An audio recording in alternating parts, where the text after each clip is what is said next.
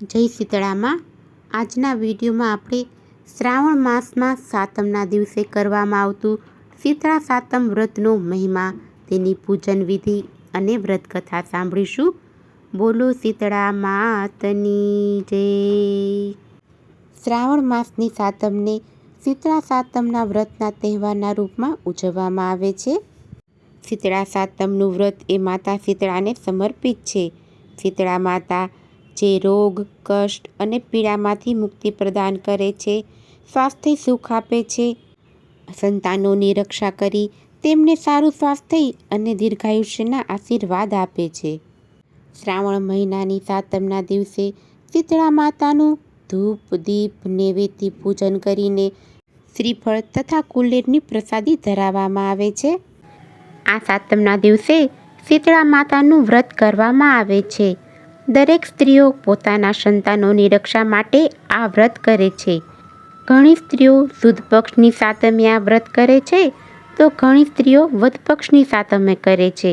બંને સાતમ શીતળા માને સમર્પિત છે, જેમાં શીતળા માતાની પૂજા કરી ઠંડુ ભોજન બહેનો દ્વારા કરવામાં આવે છે, તેમજ ચૂલાની પૂજા કરવામાં આવે છે, જેથી મા શીતળા પોતાના બાળકોનું રક્ષણ કરે તેમજ તેમના આશીર્વાદથી બાળકો તથા પરિવારનું રક્ષણ થાય.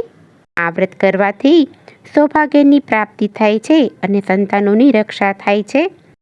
સૌભાગ્યવતી બહેનો પોતાના સંતાનની રક્ષા માટે મા શીતળાનું પૂજન કરે છે અને શીતળામાં પોતાના ભક્તો ઉપર કૃપા દ્રષ્ટિ કરે છે. આ દિવસે માતા શીતળાનું પૂજન કરાય છે. સાતમના આગલા દિવસે એટલે કે રાંધણ છઠના દિવસે રાત્રે રસોઈ બનાવી ચૂલાને ઠંડો કરી રસોડું સાફ કરીને જ ઊંઘવાનું. સવારે વહેલા ઉઠી ઠંડા પાણીથી સ્નાન કરી અને ચૂલાનું પૂજન કરવું. મંદિરે અથવા ઘરમાં પાણિયારા પાસે માતાજીનું પૂજન કરી કુલેર ધરાવી. આ દિવસે સૌભાગ્યવતી સ્ત્રીઓ ઠંડુ ખાય છે, એકટાણું કરે છે અથવા પૂરા દિવસ માટે ઠંડુ ખાય છે. આ દિવસે સાતમનું વ્રત કરવાથી શારીરિક, માનસિક પીડા દૂર થાય છે અને માના આશીર્વાદ મળે છે. સૌભાગ્યવતી સ્ત્રીઓ આ વ્રત કરે છે. વ્રત કરનાર સવારે વહેલા ઉઠીને ઠંડા પાણીથી સ્નાન કરે છે. આખો દિવસ રાંધણ છઠનું રાંધેલું ટાઢું ખાય છે. એ દિવસે ચૂલો સળગાવવો નહીં, ઘીનો દીવો કરી શીતળા માની વાર્તા સાંભળવી. હવે આપણે શીતળા સાતમ વ્રતની કથા સાંભળીશું. બોલો શીતળા માતની જય. એક ગામમાં ડોશીમાં પોતાના 2 દીકરા અને વહુઓ સાથે રહેતા હતા. તેમાં મોટી વહુ ભારે અદેખી અને નાની વહુ સીધી સાદી હતી. બંને દેરાણી જેઠાણીને એક દીકરો હતો. આમ રાંધણ છઠનો દિવસ આવ્યો. નાની વહુ શીતળા સાતમનું વ્રત કરવા માટે રાંધણ છઠના દિવસે રાંધવા બેઠી કે જેથી બીજે દિવસે ટાઢું જમી શકાય. એનો છોકરો ઘોડિયામાં સૂતો હતો. નાની વહુને રાંધતા રાંધતા મધરાત થઈ ગઈ, તોય હજી રાંધવાનું બાકી હતું. એટલામાં છોકરો રડવા લાગ્યો. એટલે નાની વહુએ રાંધવાનું પડતું મૂકી અને છોકરા પાસે ગઈ આડે પડખે સૂતા સૂતા છોકરાને ધવડાવવા લાગી. આમ ધવડાવતા ધવડાવતા તેની આંખ મળી ગઈ અને તે સૂઈ ગઈ અને રસોડામાં ચૂલો આમનામ સળગતો રહી ગયો. મધરાત થઈ એટલે શીતળામાં ફરવા નીકળ્યા. નાની વહુના ઘરમાં ચૂલો સળગતો જોઈ તેઓ ગુસ્સે થયા. તેઓ તેમાં આળોટ્યા અને દાઝ્યા. આથી એમણે શાપ આપ્યો કે જેવું મારું શરીર બળ્યું તેવું તારું પેટ બળજો. શીતળામાં તો શાપ આપી અને ચાલ્યા ગયા. નાની વહુએ સવારે ઉઠીને જોયું તો પડખામાં સૂતેલો બાળક બળીને ભડથું થઈ ગયો હતો. આથી તેને પોતાની ભૂલ સમજાઈ. તેને લાગ્યું કે નક્કી શીતળામાં કોપાયમાન થયા છે. આથી તે રડવા લાગી અને માથું કૂટવા લાગી. એને રડતી સાંભળી એની સાસુ અને જેઠાણી દોડતા દોડતા ત્યાં આવી પહોંચ્યા. તેઓ છોકરાને જોઈ અને બોલ્યા, નાની વહુ, રાતે તું ચૂલો સળગતો મૂકી અને સૂઈ ગઈ હશે, તેથી જ શીતળામાં તારી ઉપર કોપાયમાન થયા છે. તું તારા છોકરાને લઈ અને શીતળામાની દેરી પાસે જા અને તારી ભૂલ કબૂલ કરીને એમની માફી માંગ. મા તારી ઉપર દયા કરશે. નાની વહુ તો છોકરાને ટોપલામાં નાખી અને ચાલી નીકળી. રસ્તામાં એક તળાવ આવ્યું. નાની વહુ તળાવ પાસે ટોપલો ઉતારી અને તળાવમાંથી પાણી પીવા ગઈ કે તળાવમાંથી અવાજ આવ્યો, બાઈ, તું આ તળાવનું પાણી પીશ તો મરી જઈશ. તું શા માટે રડે છે એ તો કહે. એટલે નાની વહુ બોલી, શીતળામાં મારા ઉપર કોપાયમાન થયા છે, એટલે તેમણે મારા છોકરાને બાળી મૂક્યો છે. હું તેમની માફી માંગવા જાઉં છું. ત્યારે તળાવ બોલે છે, બહેન, તું શીતળામાં પાસે જાય તો મારું પણ પૂછતી આવજે ને, કે અમે એ વાતે શા પાપ કર્યા હશે કે અમારું પાણી કોઈ પીતું જ નથી, અને જો ભૂલે ચૂકે પીવે તો મરી જાય છે. નાની વહુએ તો પાણી પીધા વગર ટોપલો માથે ચડાવ્યો અને રડતી રડતી આગળ ચાલવા લાગી. આગળ જતાં રસ્તામાં તેને બે આખલા મળ્યા. તેના ગળામાં ઘંટીનું એક એક પળ હતું અને તેઓ લડતા હતા. નાની વહુને જોઈ અને આખલાઓ બોલ્યા કે બહેન, તું કેમ રડે છે?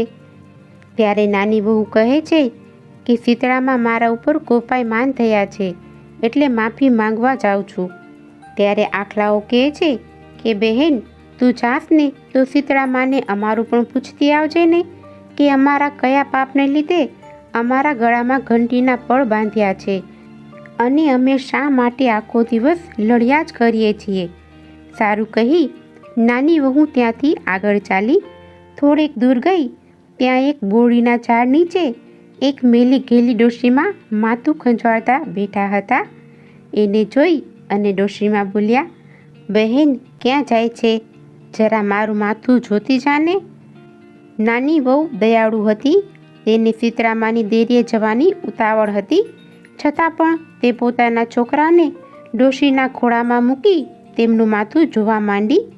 વહુએ ડોશીમાના માથામાંથી ઘણી લીકો અને જુઓ કાઢી અને મારી નાખી. આથી ડોશીના માથાની ખંજવાળ ઓછી થઈ. તેમણે વહુને આશીર્વાદ આપતા કહ્યું, જેવું મારું માથું ઠર્યું એવું તારું પેટ ઠરજો. આટલું બોલતા તો ચમત્કાર સર્જાયો. ડોશીના ખોળામાં રહેલો છોકરો સજીવન થઈ કિલકિલાટ કરવા લાગ્યો. વહુ તો આશ્ચર્ય પામી. તેને ખાતરી થઈ ગઈ કે આ ડોશીમાં બીજું કોઈ નહીં પણ સાક્ષાત શીતળામાં જ છે. તે તો શીતળામાના ચરણોમાં ઢળી પડી. ડોશીની જગ્યાએ એકદમ પ્રકાશ પથરાયો અને એની જગ્યાએ શીતળામાં ઊભા રહી ગયા. નાની વહુએ શીતળામાના દર્શન કરી તેની માફી માંગી. પછી નાની વહુએ તળાવના પાણી વિશે પૂછતા શીતળામાએ કહ્યું, બેટી, ગયા ભવમાં એ તળાવ એક સ્ત્રી હતી. એ બહુ અદેખી હતી. તેને ત્યાં કોઈ ચીજ વસ્તુ લેવા આવે તો એ કોઈને આપતી નહીં. સવારમાં વલોણું કર્યા પછી કોઈ છાશ લેવા આવે તો તે પાણી નાખીને છાશ આપે. તેના પાપનું નિવારણ એ છે કે તું એ તળાવનું પાણી ખોબામાં લઈ ચારે દિશામાં છાંટે અને પછી તું પાણી પીએ તો પશુ પક્ષીઓ અને વટે માર્ગો એનું પાણી પી શકશે. નાની વહુએ પછી પેલા બે આખલાની વાત પૂછી. ત્યારે શીતળામાએ કહ્યું, બેટી, આ બંને આખલાઓ ગયા ભવમાં દેરાણી જેઠાણી હતા. તેઓ એટલા બધા ઈર્ષાળુ હતા કે આડોશ પાડોશના કોઈ તેમના ઘેર દળવા કે ખાંડવા આવે તો બંને જણા તેમનું અપમાન કરી અને કાઢી મૂકતા. એટલે આ ભવમાં તેઓ આખલા બન્યા છે. તું એમની પાસે જઈ ગળામાં રહેલા ઘંટીના પણ છોડી નાખે તો તેઓ સંપીને રહેશે. આટલું કહીને શીતળામાં અંતર ધ્યાન થઈ ગયા. નાની વહુ રાજી થતી પોતાના દીકરાને લઈને પાછી વળી. રસ્તામાં તેને પેલા બે આખલાઓ મળ્યા. વહુએ તેને શીતળામાની વાત કહી સંભળાવી અને ગળેથી ઘંટીના પણ છોડી દીધા. આથી તેઓ લડતા બંધ થઈ ગયા. આગળ જતાં પેલું તળાવ આવ્યું. વહુ તળાવ પાસે આવી અને શીતળામાની વાત કહી સંભળાવી. પછી તેમના શાપનું નિવારણ માટે તળાવમાંથી ખોબો ભરી પાણી લઈ અને ચારે દિશાઓમાં છાંટ્યું. પછી તે તળાવનું પાણી પોતે પીધું. ત્યાં તો ચારેય દિશાઓમાંથી પક્ષીઓ પાણી પીવા માટે આવવા લાગ્યા. પછી નાની વહુ છોકરાને લઈ અને પોતાના ઘેર આવી એણે પોતાના છોકરાને સાસુમાના ખોળામાં મૂકી દીધો. સાસુમા તો છોકરાને સજીવન જોઈ અને રાજીના રેડ થઈ ગયા. પરંતુ અદેખી જેઠાણીને આ ગમ્યું નહીં. સાસુએ પૂછ્યું, વહુ બેટા, આ બધું કેવી રીતે બન્યું? ત્યારે નાની વહુએ તેમને સઘળી હકીકત જણાવી. આમ બીજો શ્રાવણ માસ આવ્યો. બીજા શ્રાવણ માસમાં રાંધણ છઠ આવી. ત્યારે જેઠાણીને થયું કે હું પણ દેરાણી જેવું કરું, આથી મને પણ શીતળામાના દર્શન થશે. રાંધણ છઠને દિવસે જેઠાણી જાણી જોઈને ચૂલો સળગતો મૂકી અને સૂઈ ગઈ. મધરાત થતાં શીતળામાં ફરવા આવ્યા. તેઓ જેવા ચૂલામાં આળોટ્યા કે દાઝ્યા એટલે શીતળામાએ જેઠાણીને શાપ આપ્યો, જેણે મને બાળી છે તેનું અંતર બળજો. બીજે દિવસે સવારે ઉઠીને જેઠાણીએ જોયું તો છોકરો બળી અને ભડથું થઈ ગયો હતો. આ બનાવથી જેઠાણી દુઃખી થવાને બદલે રાજીના રેડ થઈ ગઈ. તે તો દેરાણીની માફક છોકરાને ટોપલામાં નાખી અને ચાલવા લાગી. રસ્તામાં તેને પેલું તળાવ મળ્યું. જેઠાણી ટોપલો નીચે મૂકી અને પાણી પીવા ગઈ. ત્યાં એક અવાજ સંભળાયો, પાણી પીશ નહીં, નહીંતર મરી જઈશ.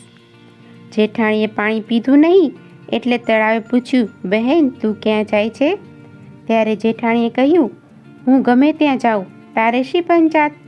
આમ કહી તે પાણી પીધા વગર ચાલતી થઈ. આગળ જતાં પેલા બે આખલા મળ્યા. તેમણે પણ જેઠાણીને કહ્યું, બહેન તું ક્યાં જાય છે? આ સાંભળી અને જેઠાણી ગુસ્સે થઈ ગઈ અને મોં મચકોડતા બોલી, હું ગમે ત્યાં જાઉં, તમારે શી પંચાત? આ સાંભળી આખલા કંઈ બોલ્યા નહીં અને જેઠાણી તો ટોપલો લઈ અને આગળ ચાલી. આગળ જતાં રસ્તામાં પેલી મેલી ઘેલી ડોશી મળી. તે માથું ખંજવાળતી હતી. એણે જેઠાણીને કહ્યું, બહેન મારું માથું જોઈ આપને. આ સાંભળી અને જેઠાણી બોલી, હું કાંઈ તારા જેવી નવરી નથી કે તારું માથું જોઈ આપું. હું તો શીતળામાની શોધમાં જાઉં છું.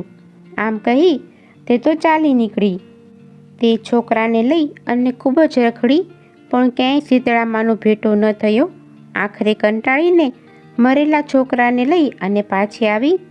દેરાણી ભક્તિભાવવાળી અને દયાળુ હતી, તેથી તે સુખી થઈ અને જેઠાણી તેના સ્વભાવના લીધે દીકરો ખોઈ બેઠી. હે શીતળામાં, તમે જેવા દેરાણીને ફળ્યા તેવું તમારું વ્રત કરનાર, કથા વાંચનાર અને સાંભળનાર સૌ કોઈને ફળજો. તેમના સંતાનની રક્ષા કરજો, તેમના પરિવારને સુખ શાંતિ આપજો અને તમારા આશીર્વાદ હંમેશા એના ઉપર બનાવી રાખજો. બોલો શીતળા માતની જય. જો તમને આજની આ કથા પસંદ આવી હોય તો એક લાઈક આપી ચેનલને સબસ્ક્રાઈબ કરો. આજની આ કથા સાંભળવા બદલ આપનો ખૂબ ખૂબ આભાર. જય શ્રી કૃષ્ણ.